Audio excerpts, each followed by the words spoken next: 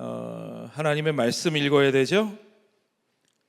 성경 읽겠습니다. 누가복음 7장 36절부터 50절까지. 조금 길어요. 그렇지만 집중해서 누가복음 7장 36절부터 50절까지 제가 한 절, 여러분들이 한 절, 우리 같이 읽겠습니다. 한 바리새인이 예수께 자기와 함께 잡수시기를 청하니 이에 바리새인의 집에 들어가 앉으셨을 때에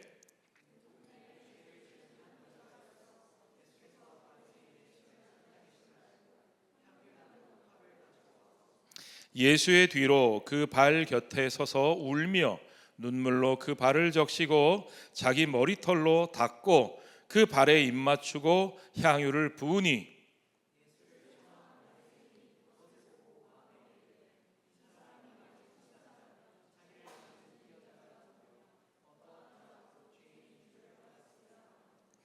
예수께서 대답하여 이르시되 시몬아 내가 네게 이를 말이 있다 하시니 그가 이르되 선생님 말씀하소서.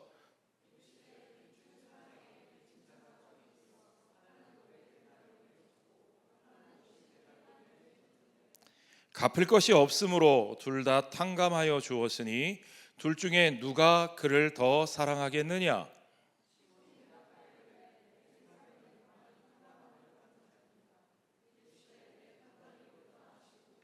그 여자를 돌아보시며 시몬에게 이르시되 이 여자를 보느냐? 내가 네 집에 들어올 때 너는 내게 발 씻을 물도 주지 아니하였으되 이 여자는 눈물로 내 발을 적시고 그 머리털로 닦았으며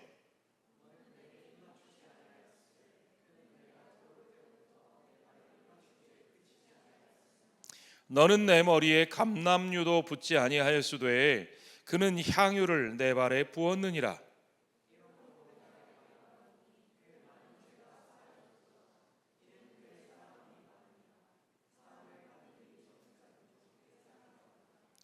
이에 여자에게 이르시되 내 죄 사함을 받았느니라 하시니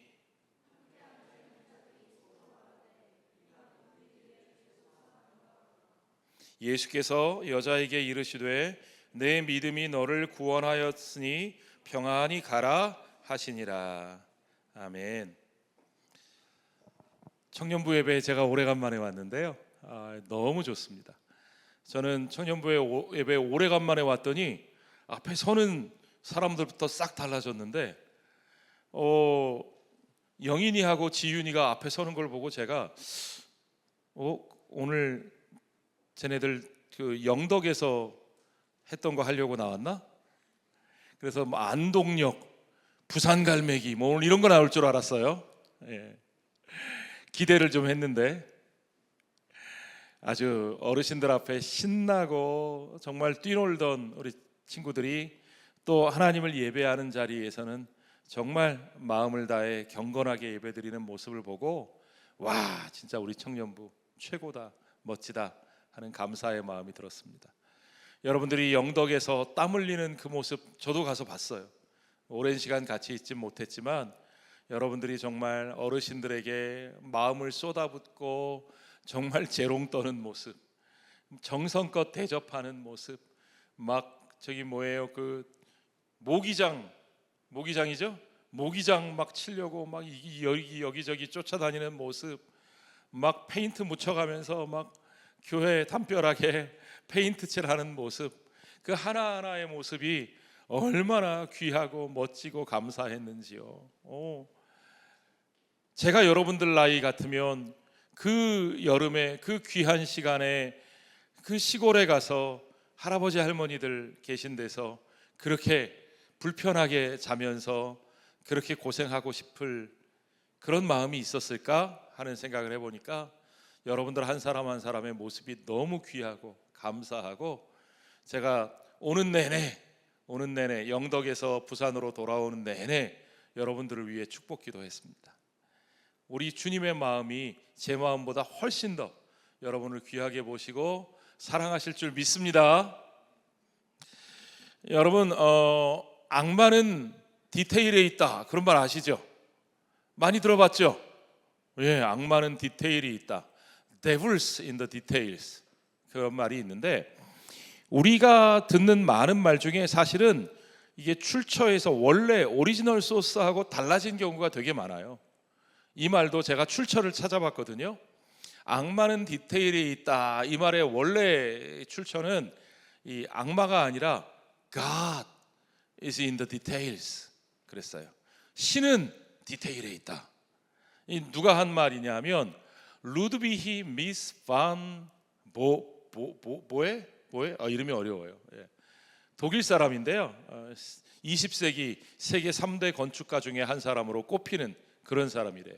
루드비히 미스 반 데어 보에 이런 사람인데, 그 사람이 God is in the details, 신은 디테일에 있다라고 말을 했다는 거예요.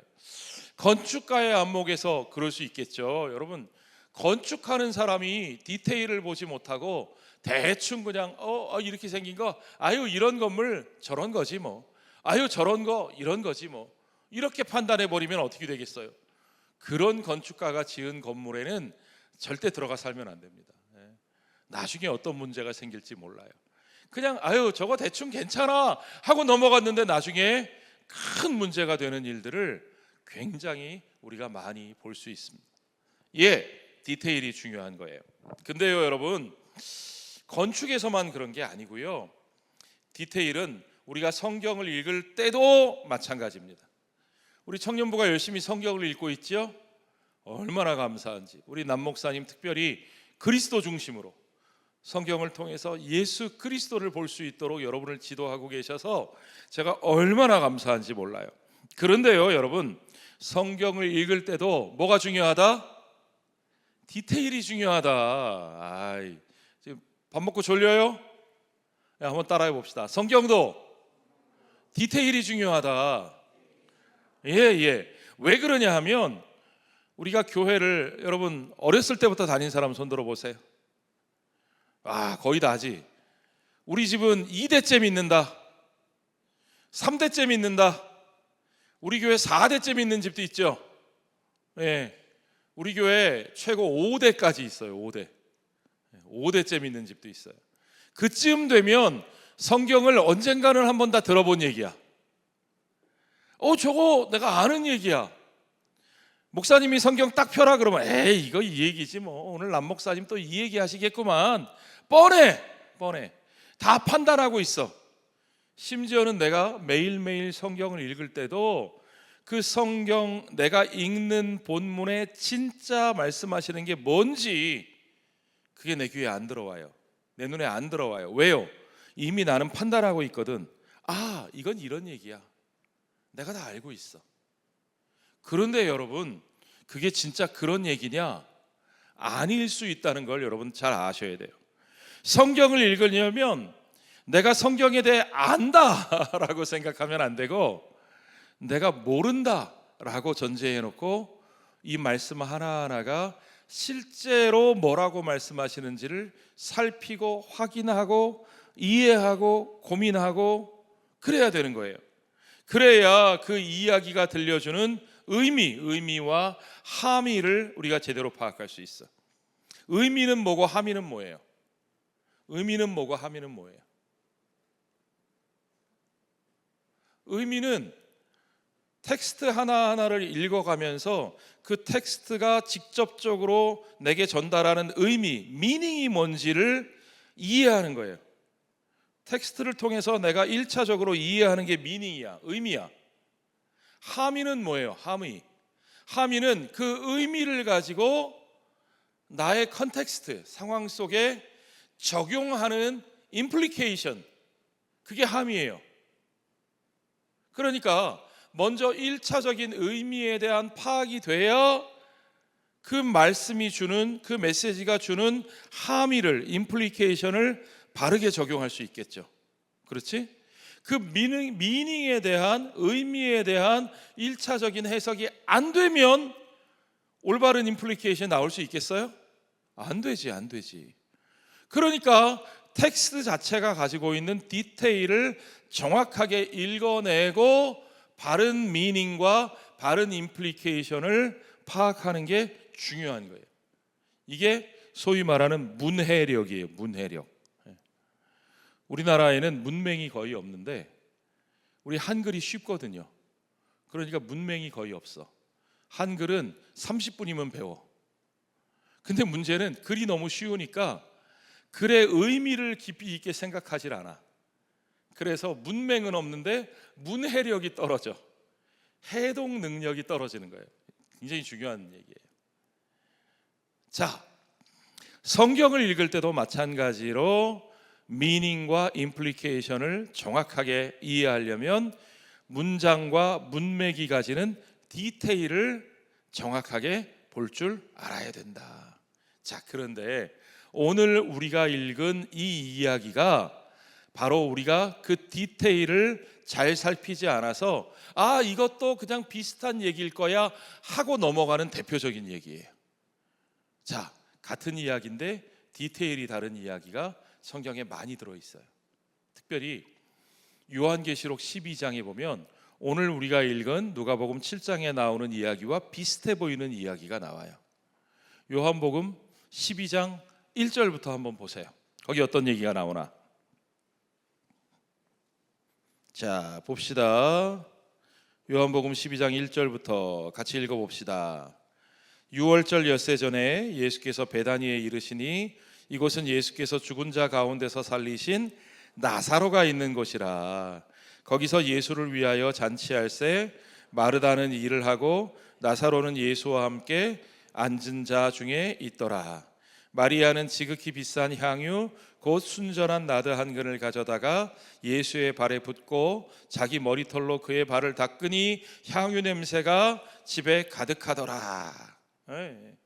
여인이 예수님의 발에 향유를 붓고 그 발을 그의 머리털로 닦았다더라 하는 이야기가 요한복음 12장에도 나오고 오늘 우리가 읽은 누가복음 7장에도 나온다는 거예요. 이게 비슷한 얘기인가 보다 우리가 그냥 그렇게 대충 넘어가는 경우가 있는데 사실은 전혀 다른 얘기라는 거야. 어떻게 달라? 시기가 다르고 배경이 다르고 주인공도 달라요. 요한복음 12장에 보니까 6월절 엿새 전에 그랬어요. 이 6월절은 어떤 6월절이냐? 예수님께서 십자가에 달려 죽으신 그 6월절을 말하는 거예요. 이 사건은 예수님의 사역의 끝부분에 있었을까? 앞부분에 있었을까? 방금 얘기했잖아. 십자가에 달려 죽으시던 그 6월절 엿새 전이라니까. 예수님의 사역의 끝부분, 후반부에 있었던 일이죠. 그렇죠? 어디서? 베다니는 어떤 곳이냐? 예루살렘 근처에 있는 동네야. 그 베다니에서도 어떤 집에 있었느냐? 나사로와 마리아와 마르다 세 남매가 살던 집. 예수님이 왜 그 집에 가셨느냐? 이 나사로가 바로 예수님이 죽은 자 가운데서 살리셨던 나사로야 나오너라 하고 무덤에서 나왔던 그 사람이야. 그리고 예수님은 예루살렘에 가실 때마다 그 나사로의 집, 예수님의 친구였던 나사로의 집에 자주 가서 쉬기도 하고 묵기도 하고 그러셨어요.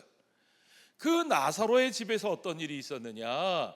나사로의 여동생들 중에 한 명이었던 마리아가, 베다니에 살던 마리아가 예수님 앞에 나와서 향유를 붓고 그의 머리털로 예수님의 발을 닦았더라 하는 얘기가 어디 나온다고? 요한복음 12장에. 그런데 우리가 지금 읽고 있는 이 누가복음 7장의 이야기는, 자, 이 이야기는 예수님의 사역의 앞부분일까요? 뒷부분일까요? 이 부분은 앞부분이에요. 이 누가복음 7장은 예수님이 사역 초기 갈릴리에서 하나님 나라의 복음과 그 은혜를 선포하시던 때야. 아직 제자들에게 나 십자가 죽을 거야, 나 죽을 거야 라는 말도 안 하셨어. 그 얘기도 꺼내시기 전이야. 그리고 이 이야기의 주인공이 누구냐? 이 이야기의 주인공, 누가복음 7장은 죄 많은 한 여인이라고만 돼 있어요. 근데 우리는 이 이야기의 여자 주인공을 자꾸 혼돈해. 누구로 혼돈하느냐? 막달라 마리아. 왜 헷갈리느냐? 그 옛날부터 교회에서 많이 부르던 찬송가가 있어요. 우리 청년들은 알지 모르겠다. 찬송가 잘 안 부르지. 옛날 찬송가 중에 값비싼 향유를 주께 드린, 아는 사람? 아, 훌륭한. 예. 그 다음 가사가 뭐예요? 주께 드린 그 다음에 막달라 마리아 본받아서. 이 찬송가가 맞아 틀려? 맞는지 틀리는지도 모르지. 예. 이 찬송가 틀렸어요. 잘못됐어. 예. 난 찬송가 공회에다가 공식적으로 좀 항의하고 싶어. 예수님께 향유를 드린 사람은 막달라 마리아가 아니에요. 예수님께 향유를 드린 마리아는 베다니의 마리아라니까. 막달라 마리아는 누가복음 8장에 나오는데 전에 귀신 들렸던 여자라고 나와요. 그리고 이 막달라 마리아가 죄 많은 창녀냐? 어떤 사람들은 막달라 마리아가 죄 많은 창녀인데 예수님께 향유를 뿌리고 뭐 이렇게 막 뒤죽박죽 성경을 섞어서 막 얘기하는 사람들이 많아요. 전혀 그렇지 않아요. 예. 누가복음 7장에 예수님께 향유를 드렸던 죄 많은 한 여인이 따로 있고 그 여자의 이름은 마리아인지 뭔지 나와요, 안 나와요? 안 나와요. 예수님께 향유를 드렸던 마리아는 막달라 마리아가 아니라 베다니아 마리아다. 그러니까 찬송가가 맞아 틀려. 여러분, 그러니까 찬송가에 나온다고 무조건 아유 맞겠지 뭐, 아유 목사님들이 만든 건데, 이거 높은 분들이 만든 거 아니야? 맞겠지, 무조건 아멘. 그런 태도가 제대로 된 거예요, 안 된 거예요? 아니야. 그러면 안 돼. 여러분, 성경을 디테일하게 제대로 읽어야 돼. 그리고 정말 성경이 뭐라고 말하는가, 그리고 목사님들이 가르치는 것이, 교회가 가르치는 것이 진짜 올바른가, 맞나 틀리나 여러분들이 분별할 줄 알아야 돼요. 예. 무조건 덮어놓고 맞겠거니, 어른들이 말씀하시는 거니까 맞겠거니, 목사가 말하니까 맞겠거니. 여러분, 목사를 믿지 말고 누구를 믿어요? 몰라요? 목사를 믿지 말고 누구를 믿어야 돼? 예수를 믿어야지, 그치? 예, 목사를 믿으면 안 돼. 목사를 믿지 말고 예수를 믿어야 돼. 자, 예수님께 향유를 드린 마리아는 베다니의 마리아다. 자, 근데 진짜 중요한 건 뭐냐면 요한복음 12장과 누가복음 7장에 나오는 얘기가 어떻게 다른가가 중요한 거예요. 요한복음 12장은 그 내용의 초점이 달라요. 왜 베다니의 마리아는 예수님께 향유를 붓고 왜 예수님의 발을 머리털로 닦았느냐? 예수님의 죽음을 준비하는 거예요. 이 여인은 나의 장례를 준비하고 있다고 예수님께서 말씀하셨어요. 돌아가실 예수님의 죽음을 준비하는 모습에 초점이 맞춰져 있는 거죠. 오늘 누가복음 7장의 이 이야기는 그런 얘기가 아니에요. 죄인에 대한 은혜에 대한 얘기예요. 한마디로 말하면 누가 은혜 받을 사람인가 하는 얘기예요. 지금 누가복음 초창기에 예수님께서 갈릴리를 다니면서 선포하신 건 하나님 나라의 은혜를 선포하는 겁니다. 누가 그 은혜에 합당한 자인가? 가난한 자가 복이 있다, 애통하는 자가 복이 있다, 천국이 가까웠느니라. 그렇죠? 하나님의 은혜를 선포하시면서 도대체 누가 하나님 나라에 속한 자인가를 그들에게 물으시면서 특별히 바리새인들과 율법 교사들과 종교인들, 자신들이 이스라엘이라 하는 그 혈통만으로, 자기들이 가진 종교적 전통만으로 하나님의 나라는 우리들의 것이고 우리야말로 진짜 하나님의 백성들이지 라고 자부하고 있던 사람들 앞에서 그들에게 도전하시는 예수님의 메시지에 초점이 맞추어져 있다는 거죠. 자, 진짜 디테일을 본문을 좀 따라가 보면서 살펴봅시다. 36절부터 한번 보세요. 한 바리새인이 예수께 자기와 함께 잡수시기를 청하니 이에 바리새인의 집에 들어가 앉으셨을 때에, 바리새인이 예수님을 청했대요. 바리새인들은 사실은 예수님의 소문을 듣고 처음에는 메시아가 오신 건가? 오, 다윗의 왕권을 회복하실 그분이 오신 건가? 바리새인들이 성경에는 도사였으니까, 선지자들의 말씀을 누구보다 더 잘 알고 있었으니까.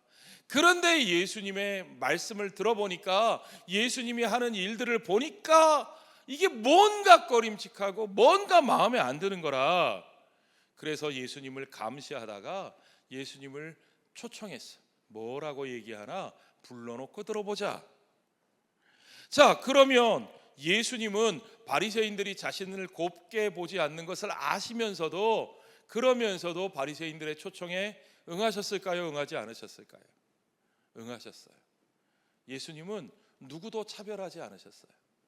예수님은 바리새인들이 그를 향해서 먹기를 탐하고 마시기를 즐기는 자, 아이고 저 먹고 마시기 좋아하는 자, 저 세리와 죄인들의 친구, 아유 저 질이 안 좋은 놈, 그렇게 의심하고 비난하는 걸 알고 계시면서도 그와 함께 하고자 하는 그 누구에게도 저리가 피하지 않으시고 기꺼이 그들과 함께 하시는 분이 우리 예수님이셨다는 거죠.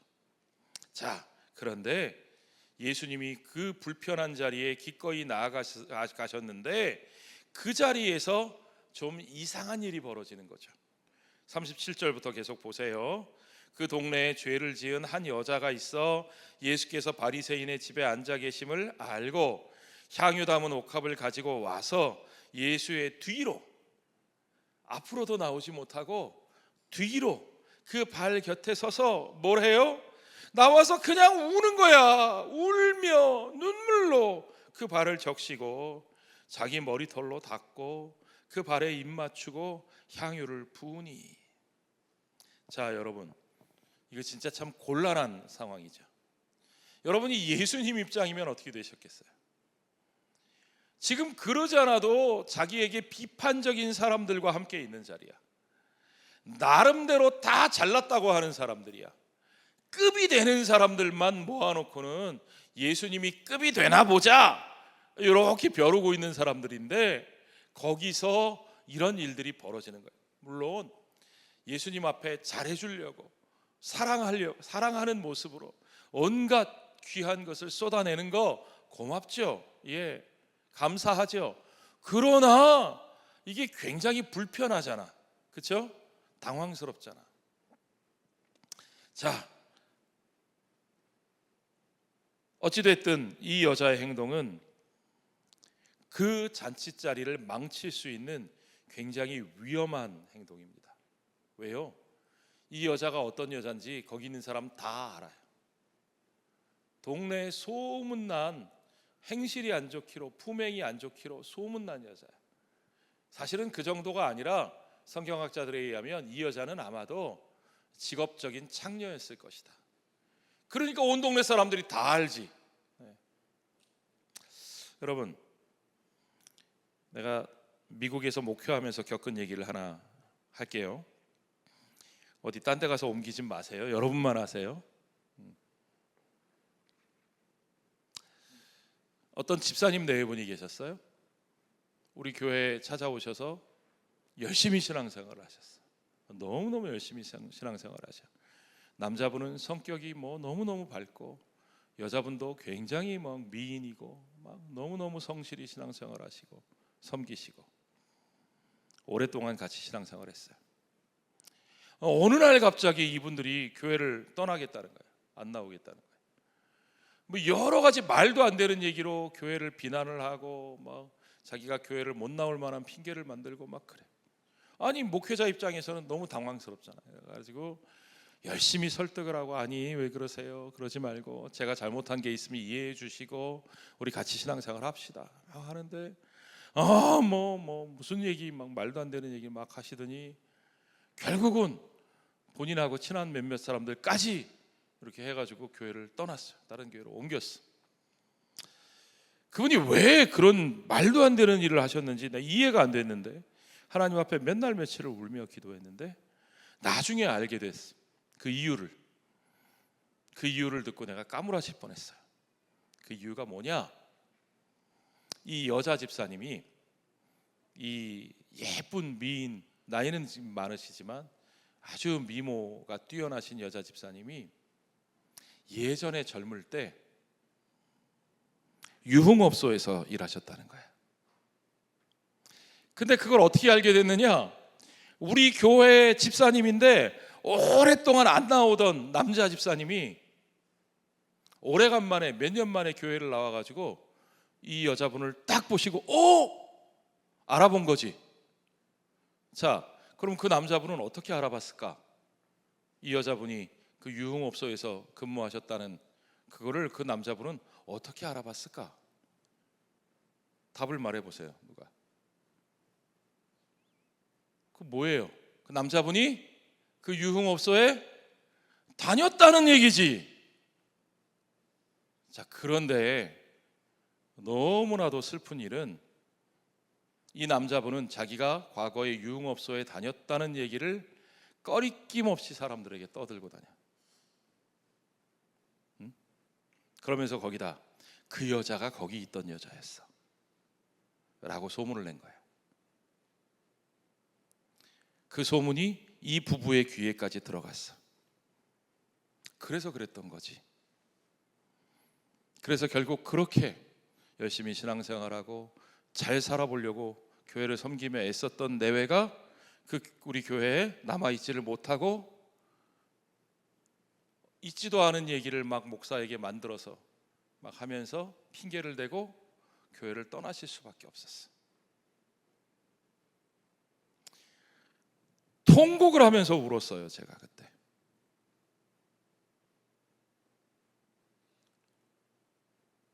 그 남자와 그 여자 중에 누가 더 나쁜 사람이에요? 물론 그 여자분이 과거에 했던 일이 자랑스러운 일은 아니지만, 아니 똑같이 그 유흥업소에 가서 못된 짓 하고 손님 노릇하던 그 남자는 또 뭐가 그렇게 자랑스러워서? 그런데 왜 그 남자는 꺼리낌 없이 떠들고 다니고, 왜 그 여자분은 그 교회에서 신앙생활조차 못하고 그곳을 떠나야만, 도망치듯이 떠나야만 했을까? 우리는 과연 그리스도인이 맞나? 그렇죠?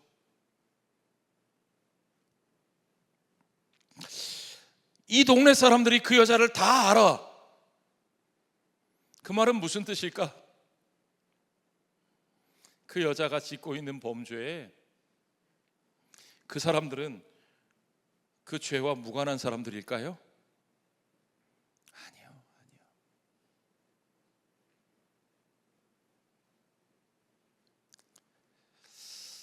자, 우리가 성경을 좀 제대로 읽어내야 됩니다. 모든 동네 사람들이 다 아는 죄인인 그 여자가 그곳에 나와서 주님 앞에서 엉엉 울면서 주님의 은혜 앞에 무릎 꿇고 그 사랑을 고백합니다. 예수를 청한 바리새인이 39절부터 다시 보세요. 그것을 보고 마음에 이르되 이 사람이 만일 선지자라면 자기를 만지는 이 여자가 누구며 어떠한 자 곧 죄인인 줄을 알았으리라. 예, 이 바리새인은 이 여자의 행동을 통해서 지금 누구를 판단하고 있어요? 예수님을 판단하고 있어요. 예수님도 이미 이 사람의 생각을 다 알고 계십니다. 40절에 예수께서 대답하여 이르시되 시몬아 내가 네게 이를 말이 있다 하시니 그가 이르되 선생님 말씀하소서.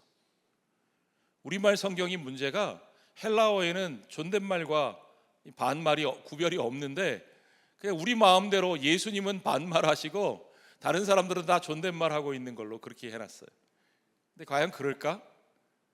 예수님이 바리새인에게 반말하시고 바리새인들이 예수님께 존댓말했을까? 내 생각에는 안 그랬을 것 같은데 어쨌든간 이르시되 빚 주는 사람에게 빚진 자가 둘이 있어.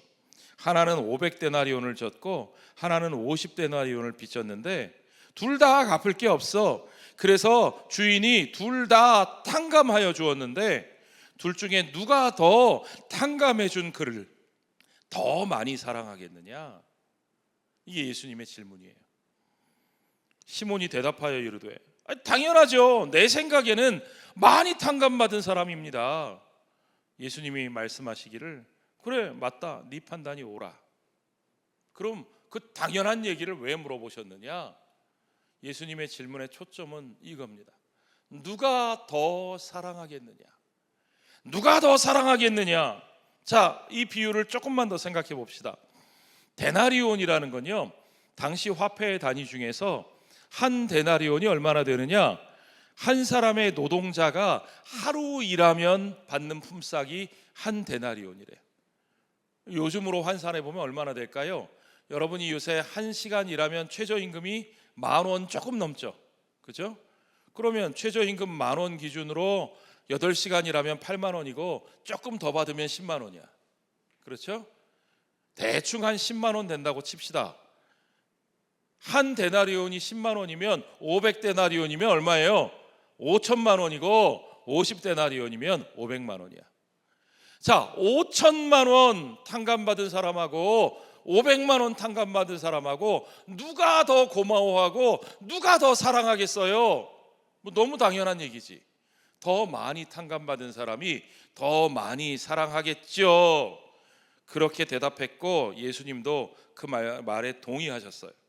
그런데 거기서부터 이 상식적인 얘기에서부터 기가 막힌 반전이 일어나는 겁니다. 44절부터 보세요.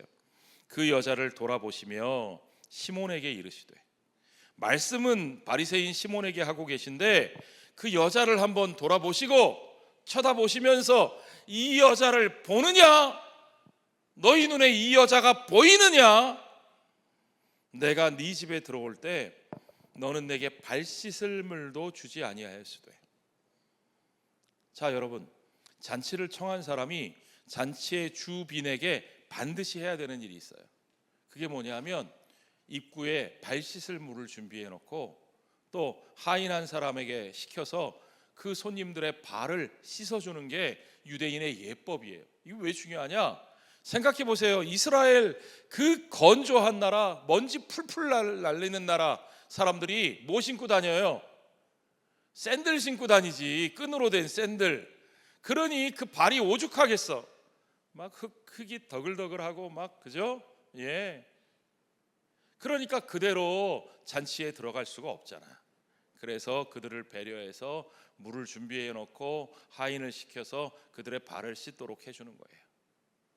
자, 그런데 여러분, 예수님이 제자들과 함께 유월절 만찬을 잡수실 때에 그 역할을 누가 했어요? 만찬을 먹기 위해 모여드는 제자들의 발을 누가 씻기셨다고? 주님 자신이 그 발 씻는 종의 역할을 하셨다는 거예요. 그런데 시몬은 예수님을 불러놓고 청해놓고도 그러한 환대를 하지 않았어요. 또 그 다음에 계속 읽어보세요.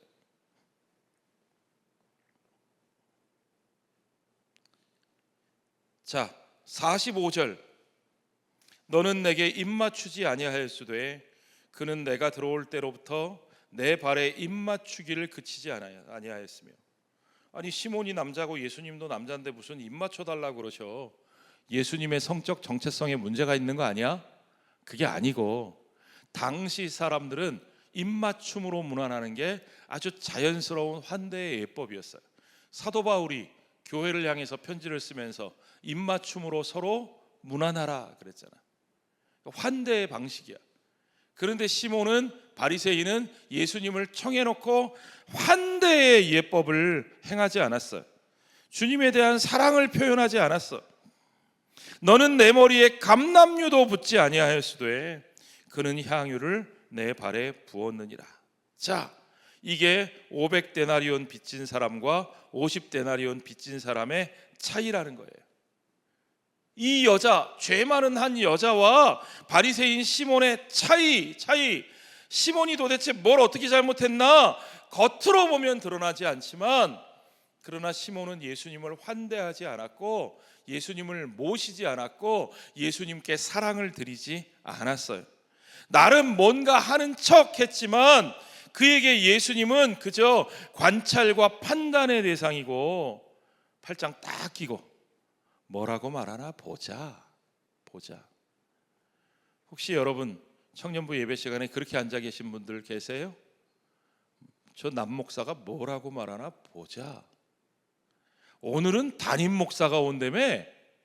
아이고, 저 배 나온 담임 목사가 뭐라고 얘기하나 보자. 아이고, 40대 목사는 이렇게 설교하던데 50대 목사는 뭐라고 얘기할까? 관찰과 판단의 대상으로. 그러나 이 여인에게 예수님은 어떤 분이셨습니까?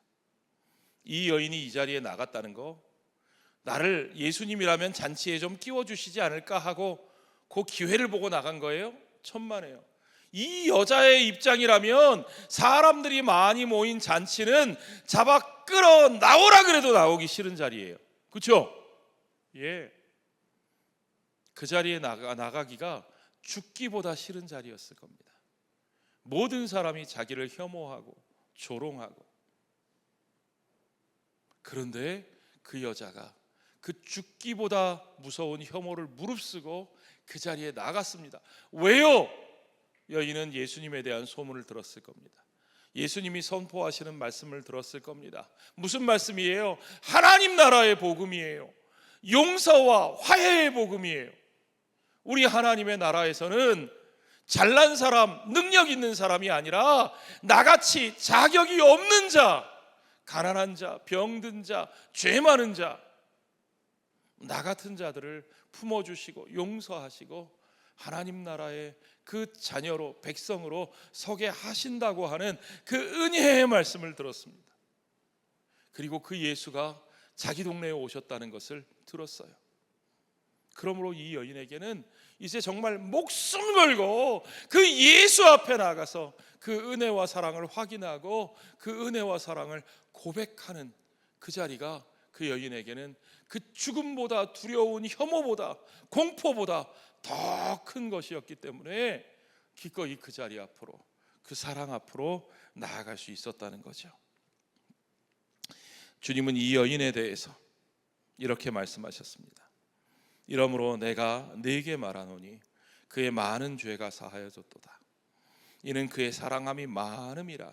사함을 받은 일이 적은 자는 적게 사랑하느니라. 적게 사랑하는 자 누구예요?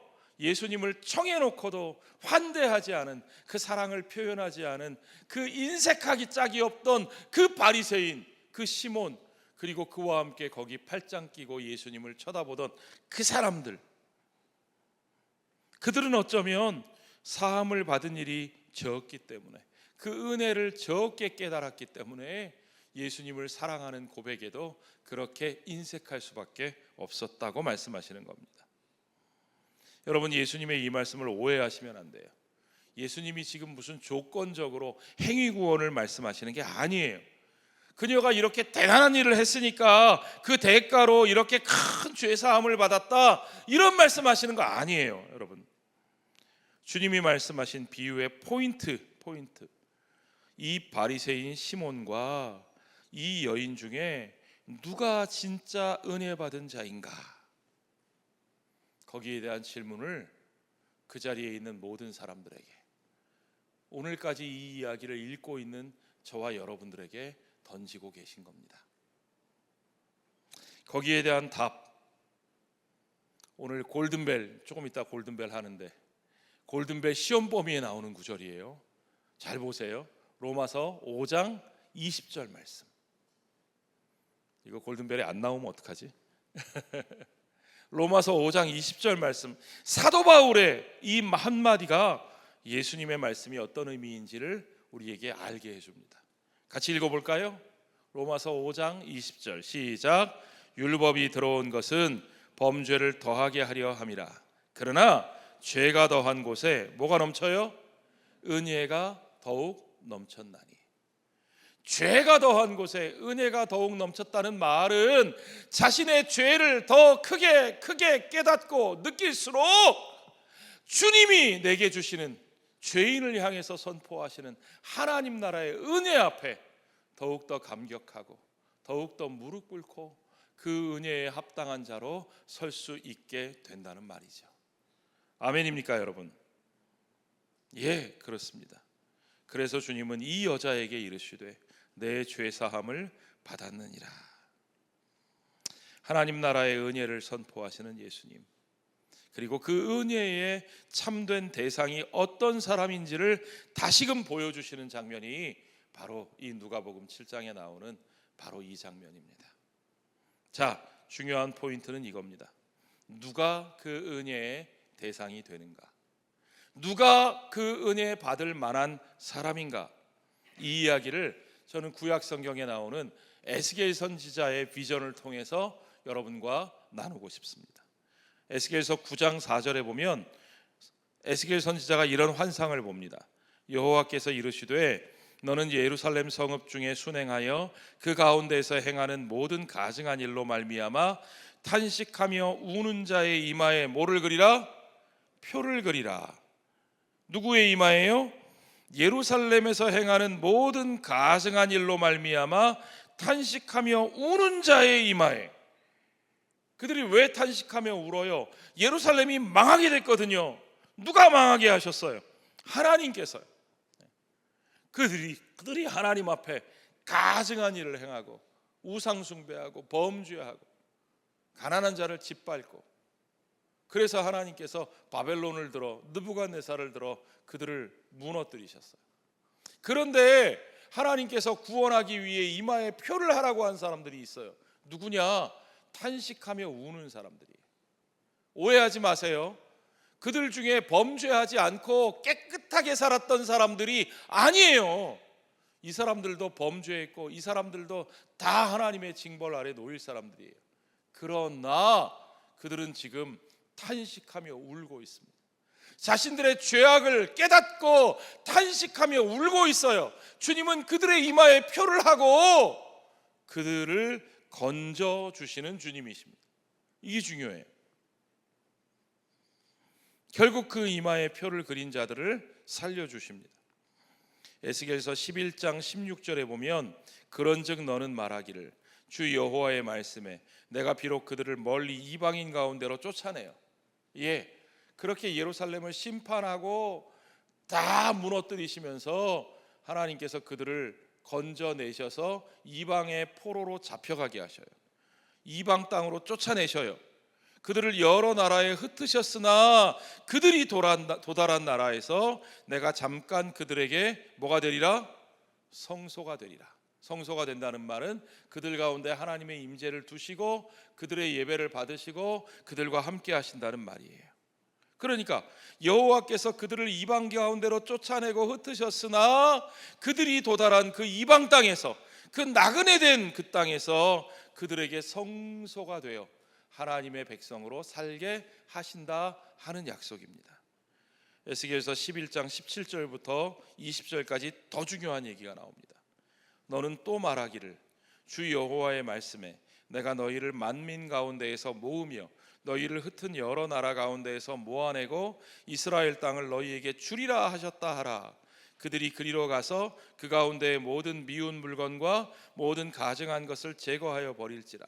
내가 그들에게 한 마음을 주고 그 속에 새 영을 주며 그 몸에서 돌 같은 마음을 제거하고 살처럼 부드러운 마음을 주어 내 율례를 따르며 내 균례를 지켜 행하게 하리니 그들은 내 백성이 되고 나는 그들의 하나님이 되리라. 여기서 그들이 누구예요? 탄식하며 우는 자들, 쫓겨났던 자들, 흩어졌던 자들, 버림받고 정죄받았던 사람들. 하나님은 그들을 그 은혜의 품으로 불러 모아서 내가 그들의 하나님이 되리라. 그들의 하나님이 되리라. 놀라운 약속이죠. 그렇죠? 영어 성경을 평소에 읽으시는 분, NIV 성경 읽으시는 분, 아니면 NLT New Living Translation으로 읽으시는 분, 아니면 ESV 읽으시는 분, 나는 도통 영어 성경을 안 읽는다. 조금 읽어보세요. 우리말 성경만 읽어도 훌륭하지만 영어 성경을 같이 읽으면 더 많이 이해됩니다. 영어 성경 중에 현대어 번역 NIV 성경이나 NLT 성경에 보면 단락단락마다 소제목이 나와요. 그런데 그 소제목 중에 오늘 우리가 읽은 누가복음 7장 35절 그 앞에 그 단락에 소제목이 어떻게 붙어 있느냐? Jesus anointed by a sinful woman. 자, 이게 그냥 쓰면요, 죄 많은 한 여자가 예수님께 기름을 쏟아 부었다, 이렇게 그냥 쓸 수 있는데, 요걸 죄 많은 여자가로 시작하는 문장이 아니라 예수님이 주어가 됐어요. 그리고 굳이 수동태 문장을 써서 예수님이 기름 부으심을 받으셨다는 거예요. 누구에게? 죄 많은 한 여자에게. 이게 의미가 아주 다르죠. 죄 많은 한 여자가 예수님께 기름을 쏟아 부었어. 그러면 이게 무슨 음식을 하다가 식용유를 잘못 쏟았는지 뭐 그냥 평범하게 들려요. 그런데 예수께서 기름 부으심을 받으셨어. 누구에게? 죄 많은 한 여자에게. 그렇게 말하면 기름 부으심이 도대체 뭐예요, 여러분? 기름 부으심은 어떤 때 하는 거예요? 다윗 왕이 사무엘 선지자에게 기름 부으심을 받았어요. 제사장이 그의 직분을 감당할 때 기름 부으심을 받아 세워져요. 그게 바로 어노인팅, 기름 부으심이에요. 그런데 아니 그거는 사무엘 선지자 같은 사람들이 하는 거죠. 누가 그 일을 했다고요? 죄 많은 한 여자가. 그 말은 무슨 말입니까? 죄 많은 여자의 왕으로, 죄 많은 여자의 제사장으로 누가요? 하나님의 아들이신 그리스도 예수께서 그렇게 세우심을 받았다는 겁니다.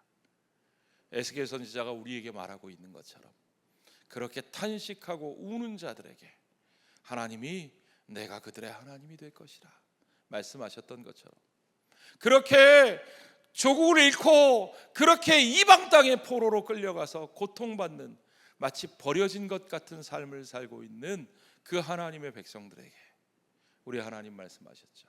내가 그들의 하나님이 될 것이라. 그들이 나의 백성이 되고 내가 그들의 하나님이 될 것이라 말씀하셨던 것처럼, 그 약속 그대로 이 땅에 오신 예수님, 그 죄 많은 한 여인에게 그저 그 앞에 나아갈 자신이 없어서 뒤로 들어가 눈물 흘려 탄식하며 울며 자신의 전부를 내어드리면서도 하나님, 주님, 내가 이 좋은 것 드리니까 나를 좀 알아봐 주세요 라고 말할 수조차 없는 그 모든 것을 내어드리며 그저 눈물 뿌릴 수밖에 없는 그 여인. 다른 이들은 저 사람이 뭐길래 죄사함을 얘기해 팔짱 끼고 의심하고 있는 그 예수님. 그러나 이 여인은 그 예수님이 자신의 왕이신 것을 알고 그 예수님이 자신의 죄를 사하실 영원하신 제사장이심을 믿고 그 은혜 앞에 나아가서 눈물로 무릎 꿇고 통곡했을 때 주님은 딸아, 내 믿음이 너를 구원하였다, 평안히 가라. 하나님 나라의 샬롬을 선포하시면서 이제 하나님 나라의 은혜에 합당한 삶이 그의 삶에 시작되는 것을 분명하게 말씀하고 계시죠. 자, 오늘 마지막 결론은 이겁니다. 오늘 저와 여러분은 그 예수님 앞에 어떤 모습으로 서 있습니까? 그저 여전히 내 판단과 내 이익을 따라 예수님을 의심의 눈초리로 바라보면서 계산하고 있는, 팔짱 끼고 쳐다보고 있는 그 나름 괜찮은 사람들의 모습으로 여기 와서 앉아 있지는 않습니까? 그들은 하나님 나라의 은혜와 상관이 없는 사람들입니다. 그러나 아무 내세울 것이 없지만 그저 뒷구멍으로 들어와서 통곡하며 울 수밖에 없는 그런 자신이지만 그가 나의 왕이신 것을 고백하고 그가 나의 구주이신 것을 믿고 그 앞에서 울며 그 은혜를 구할 때 이제 그 은혜에 합당한 삶, 하나님 나라의 용서를 받고 하나님의 자녀된 삶이, 새로운 삶이 그에게 시작되는 것을 예수님과 함께 여러분 만나고 있습니까? 저는 여러분이 은혜 앞에 그와 같이 서기를 소원합니다. 우리가 주님의 은혜 앞에 그와 같이 섰을 때 우리는 또한 우리가 받아들여야 될 사람들, 우리와 함께하는 모든 이들, 그들이 우리의 눈에 어떻게 보일지 몰라도 주님의 은혜 앞에 과연 우리가 어떤 은혜를 받았는지를 깨닫고 기억하며 그 모든 이들을 우리가 그 은혜에 합당한 모습으로 대하는 저와 여러분 되시기를 주의 이름으로 축원합니다. 기도하겠습니다.